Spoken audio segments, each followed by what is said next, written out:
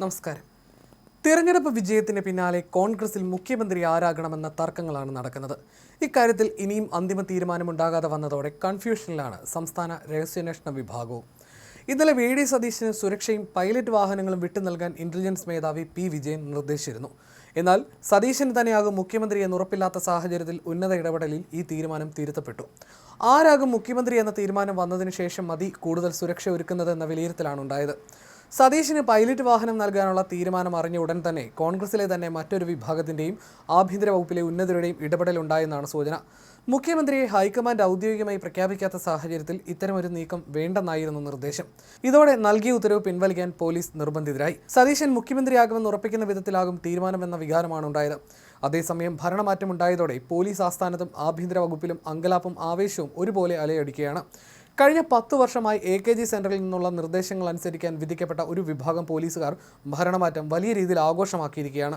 രാഷ്ട്രീയ വിരോധത്തിന്റെ പേരിൽ കഴിഞ്ഞ സർക്കാരിന്റെ കാലത്ത് ഒതുക്കപ്പെട്ടവരും ദൂരസ്ഥലങ്ങളിലേക്ക് നാടുകടത്തപ്പെട്ടവരുമായ ഉദ്യോഗസ്ഥർ ഇപ്പോൾ പ്രതാപത്തോടെ തിരിച്ചു വരാനുള്ള ഒരുക്കത്തിലാണ്. പിണറായി സർക്കാരിന്റെ കാലത്ത് ക്രമസമാധാന ചുമതലയിൽ നിന്നും മാറ്റി നിർത്തപ്പെട്ട സത്യസന്ധരായ ഉദ്യോഗസ്ഥരെ പ്രധാന തസ്തികകളിൽ പ്രതിഷ്ഠിക്കാനുള്ള നീക്കങ്ങൾ അണിയറയിൽ സജീവമാണ്.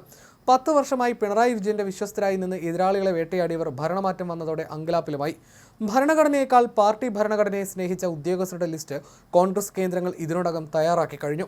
ഇവർക്കെതിരെ കർശന നടപടി ഉണ്ടാകുമെന്ന സൂചനയാണ് പുറത്തുവരുന്നത്. ആരാണ് കേരളത്തിന്റെ അടുത്ത ആഭ്യന്തരമന്ത്രിയും മുഖ്യമന്ത്രിയും ആകുക എന്നതിനെ ആശ്രയിച്ചിരിക്കും വരും ദിവസങ്ങളിലെ വലിയ പോലീസ് അഴിച്ചുപണികൾ. അതിനിടെ കാസർഗോഡ് AR ക്യാമ്പിൽ UDFന്റെ തെരഞ്ഞെടുപ്പ് വിജയം പോലീസ് ഉദ്യോഗസ്ഥർ ആഘോഷിച്ചതും വലിയ ചർച്ചയായിരുന്നു.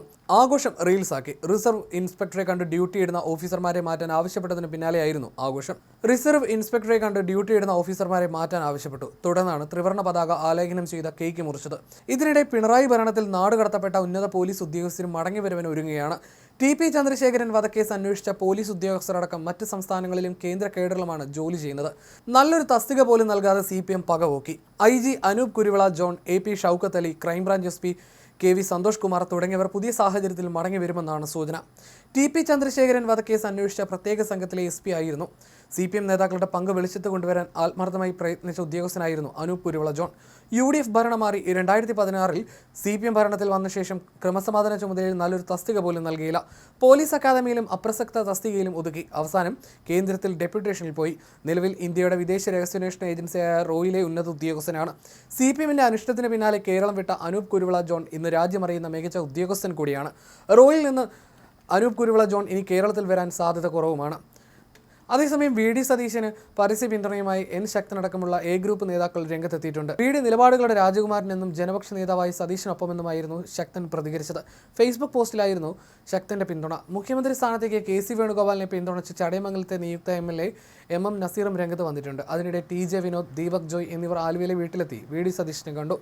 A group V D. സതീശനെ പിന്തുണച്ചേക്കുമെന്നാണ് നിലവിലത്തെ സൂചനകൾ.